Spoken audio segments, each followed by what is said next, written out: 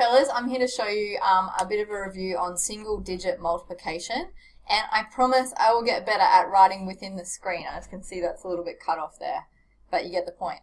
Okay, I'm going to show you two examples today and also some things that you might need to consider when you're doing multiplication in terms of your setting out and making sure you get to the right answer. Okay, so I'm going to work with this example first. So we've got 273 multiplied by 4, okay? And the important thing to remember when you're setting out multiplication is that we have the larger number on the top and then the smaller number, it might be 2 digits, but still the smaller number on the bottom. If you have two numbers that are the same size in terms of place value, so 2 lots of 100 or 2 lots of 10s, which I'll show you in another video, then it doesn't matter which one that you place on the top or the bottom, okay? When we're talking about subtraction and division, then order does matter, but with addition and multiplication, you can actually put them in any order and you should get the right answer, providing you have the larger one on top. That's much easier to work with.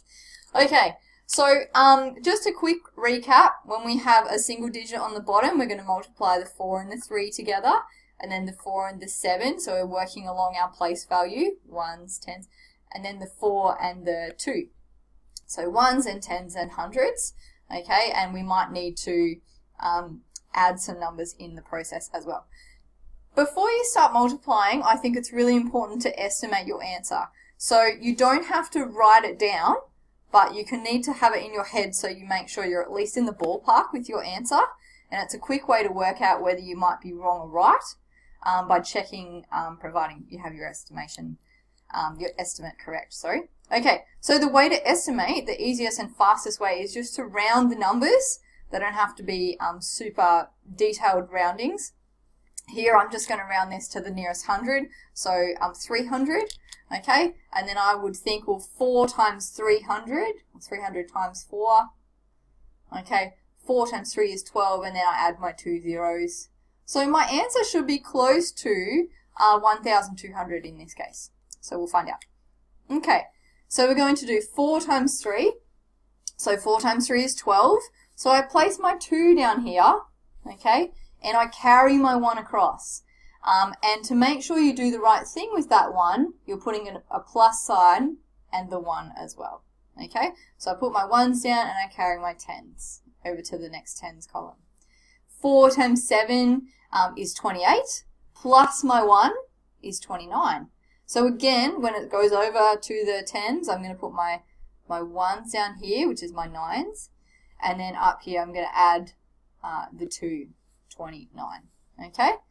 4 times 2 is 8, plus the 2 up here as well is 10. Now I don't have any more to work with, so I can just place my answer next to my other numbers in my answer, and it becomes 1,092, okay?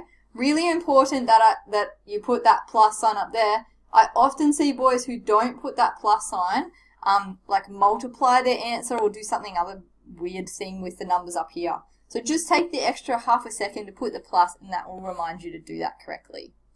Okay, let's go through another example, but let's estimate first. So we've got, like say 700 times 3. So my answer should be 2,100 roundabout. Okay, so again, we're going to go 3 times 8, and then 3 times 1, and then 3 times 7, and carrying over anything that we need to like we did before. Okay, so 3 times 8 is 24. Put my 4 down. Carry my 2 with a plus sign. Oh, terrible 2. Okay, 3 times 1 is 3, plus my 2 is 5. And then 3 times 7 is 21, so I can just put my answer there. When you have your grid book, of course, you'd be using the squares for each number to keep it really nice and organized. Okay, so in both cases, my estimate is relatively close. All right. If you had like 750 and you're rounding it to 800, you might not be quite as close to your estimate, but something to think about. Okay, so again, we're multiplying the smaller number to the 1s, the 10s, and the 100s, and then again, if there was thousands there as well. Okay,